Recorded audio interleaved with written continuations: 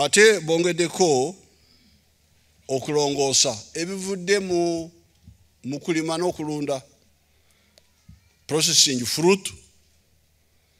The chairman was saying, the chairman of the district was talking about the food factory, but as Tumubaze said, there's already a factory here.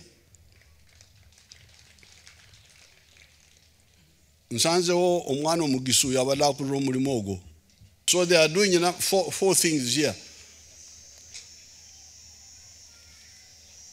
Livestock and crop production, number 1. Number 2, animal feed, growing and processing. Number 3, skilling, training these young people. And number 4, value addition. All those are being done here. Yes. All of them.